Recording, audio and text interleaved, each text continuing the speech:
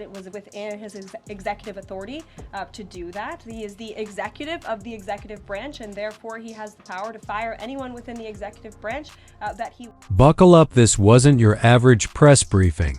When CNN's Kaitlan Collins stepped up to the mic, she thought she was in control. But what unfolded next was anything but routine. Standing across from her was Karoline Leavitt, more than ready for a challenge. What started as a typical White House exchange quickly turned into a heated face-off. Kaitlan came in confident, armed with a clever gotcha question and a smirk that suggested she'd already won.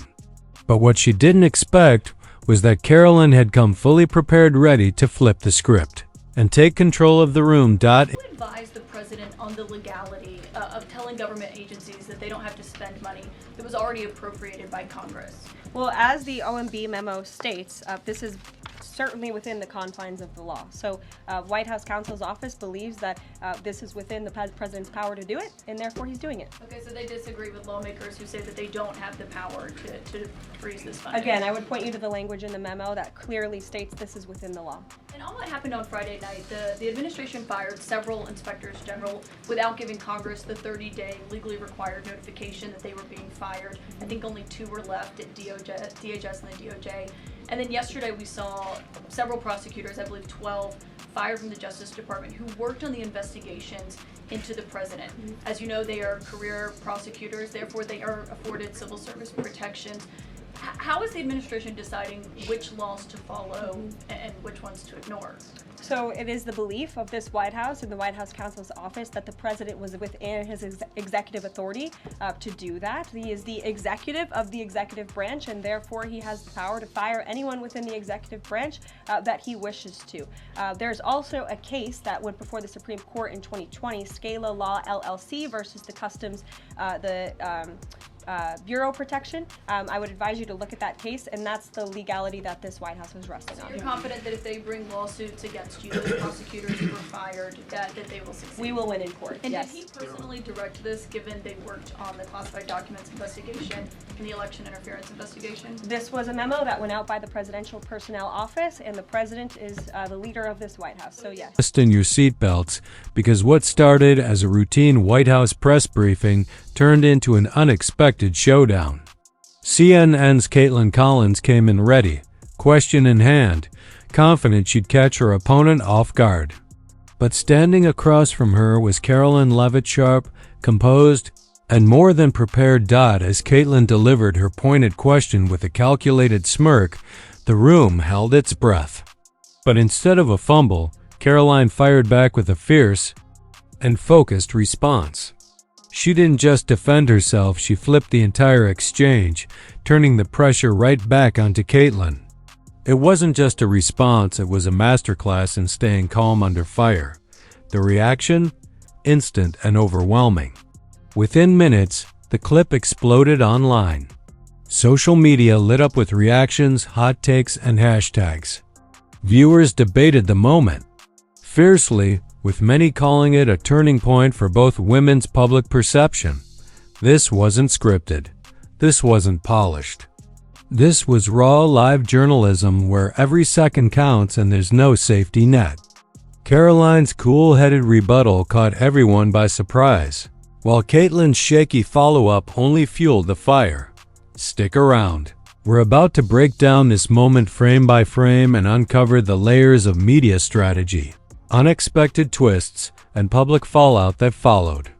Don't forget to like, subscribe, and hit the bell so you don't miss any more of these high-stakes media showdowns.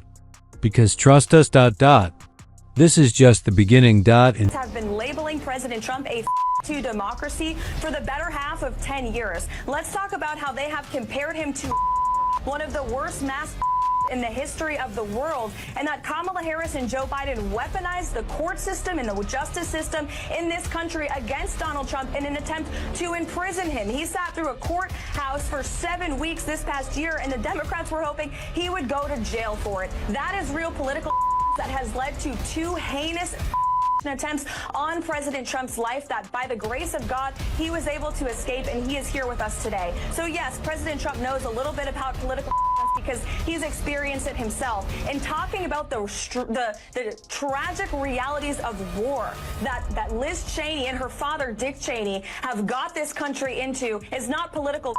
It's talking about the reality of the foreign conflicts that the Washington, D.C. establishment have sold out young Americans. When it felt like Kaitlan Collins had hit rock bottom in the exchange, things somehow got even worse. Each follow-up from Karoline wasn't just a response, it was a takedown, delivered with confidence and clarity that left viewers stunned. Kaitlan, who walked in armed with talking points and assumptions, found herself completely outmatched.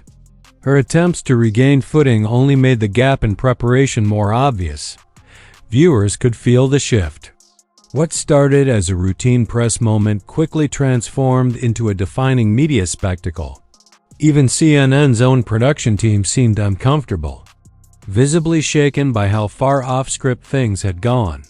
What was meant to be a win became a viral moment for all the wrong reasons. Social media had a field day. Hashtags exploded. Clips spread like wildfire. And as people clipped, commented, and shared their disbelief, one message was clear. Karoline had held her ground, and Kaitlan had walked straight into a buzzsaw of her own making. And the most surprising part? Karoline never raised her voice. She didn't need to. The power was in her precision. The audience at home wasn't just entertained, they were captivated by how easily the momentum flipped. For many, it wasn't just a clapback. It was a masterclass. Very day, the same rhetoric that led to those two attempts. The second attempted on President Trump's life echoed the sentiment that President Trump is a democracy. And if you're a deranged lunatic and you're mentally ill, you will believe that lie, and yes, you will take political like we have seen in two instances against President Trump. Tim Walz and Kamala Harris said that everyone who showed up to President Trump's rally at Madison Square Garden was an That's despicable, dangerous, divisive rhetoric that is spewed by the Democrat Party every single day. And I am so sick and tired of the media pointing the finger at Donald Trump and saying that he is sowing division in this country. He is not. The media is for pushing hoaxes like the one that you all pushed today, and the Democrat Party is for pushing lies about him. But the good news is Americans don't buy it. And that's why today President Trump is more popular than he has been since 2006. Situation didn't just spiral, it collapsed into a full-blown professional crisis. This wasn't just a bad day for Kaitlan Collins. It was a public exposure of deeper issues within mainstream media. What was meant to rattle a young, conservative voice instead became a showcase of calm, composure, and credibility. Karoline Leavitt didn't just survive, she dominated. CNN's attempt to control the narrative fell apart in real time. The facts they tried to frame were effortlessly dismantled. Karoline's unshakable poise contrasted sharply with the defensive, scrambling on display. The media's overconfidence was laid bare, and viewers weren't buying the old tricks anymore.